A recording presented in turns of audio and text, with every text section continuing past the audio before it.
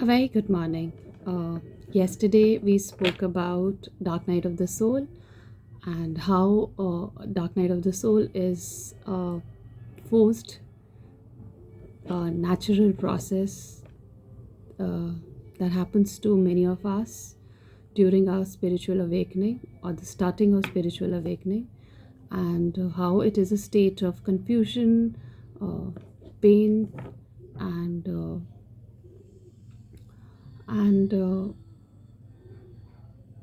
we also spoke about how there is a process of shadow work, which is a conscious work. Uh, and today we will understand more about shadow work, and then later we will understand why we need to talk about shadow work with respect to Dark Night of the Soul. So, we all know that everything in this world has a shadow side to it. We cannot imagine anything existing without a shadow until unless the sun is in such an angle that everything is lit, and that is what shadow work is. So basically we all have many unresolved issues, emotions, experiences that exist inside us. And I'll take it one more step further, and I would say it's not only from one life or this life that we're having these unresolved issues. If you understand past life and if you understand reincarnation, the theory of reincarnation, you understand that the whole purpose of us reincarnating again and again is these unresolved issues that exist in us. And because we do not resolve them, they keep changing forms, and and they start becoming denser and denser. That is what we call the karma, right? I also spoke about the unconscious part, which has the entire sanchit karma, right? Now, those memories of unresolved issues, plus the desires, plus what was supposed to give and take, and all of that, that is existing in that unconscious.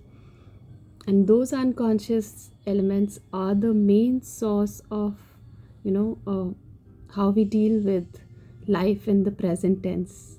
So the present tense is actually not just present tense, it's actually the past tense, and that to the past, not only from this life but from many multiple lives. So without getting into that aspect, let me talk about bit about shadow. So we know that we have unresolved issues. Say we have gone through a childhood, and we all have childhood issues, whether we accept them or not. As in, most of the time we are like, we do accept them, but we accept them with an understanding that it's a normal thing. Everybody has gone through it. We do not give that importance to the shadow, these issues, in a way where we are ready to understand that how they are actually affecting our present.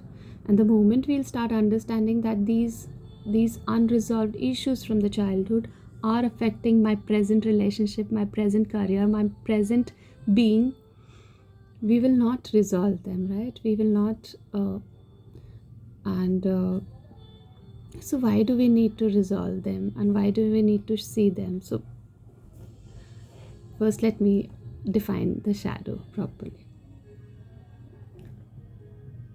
So, say we had certain experiences in childhood, right? I'll give an example. Say a child, a boy child who's very sensitive uh, in his childhood, and when he would cry for certain things, because he would feel it differently than his parents or his caretakers. And when he would cry, somebody in the family would tell him that, you're a boy, you can't cry, you can't be sensitive. And ever since that boy child who has a capacity to feel things, who has a capacity to experience life in different way than his caregivers, he will shut that aspect of himself. And this belief would shut a part of him which was the most, which was the gift of life for him. And he might have explored that aspect of him in the later ages, and he might have reached that part, in a way where he could use it, and that was his authentic self, right? And things, very minute things like these is what make our core. It is like the core of us is, we do not align with the authentic self of ourselves because of these belief structures that have shaped us into what we are now. So when we hear these days people talking about reprogramming the subconscious, we do not need to reprogram the subconscious. We are already purna. uh, we are already complete. We are already complete. It's just that we need to go back to that complete part. And reaching that complete part is what is, crumbling of the ego self, because these ego selves are coming from all these belief structures and all of these things which we have acquired as me. But that's not the core of me, that's not who I am. My core is, uh, it's very simple, it's very unique to each one of us, and it's very simple. But because of these ego self, layers of ego self, we start kind of conflicting between who we really are and what we have become because of all of this. And working with your shadow is understanding all of this. uh, I will go back to Krishna. When Krishna in Gita, and if you're somebody who is into scriptures, you would understand that Gita was the scripture which came, like, which took you inward. All the other scriptures before Gita were talking about human behavior. We do have Purans where we have stories of divine beings like Shiv, Parvati, Vishnu, people or beings who were higher than us, uh, indulging in human experiences and giving us, teaching us aspect of human nature and the divine nature, and switching from human nature to the divine nature, right? These stories are just doing that. But it was in the Gita when, for the first time, it spoke about looking inward instead of looking outward, and the other people, experiencing life through other people. Gita spoke more about how should you be seeing yourself. And when Krishna talks about being a witness to your own self, he was simply talking about looking at your shadow aspect, or looking at yourself in complete authenticity. And when you actually start seeing your own self completely, you can see each and every person as they are. And because you're coming from a place where you've accepted your own self completely, you accept each and everybody outside of you also as they are. So there's a lot to talk about shadow work. I was just touched a part of shadow work. We will talk more about this. And there's a lot to talk about shadow work.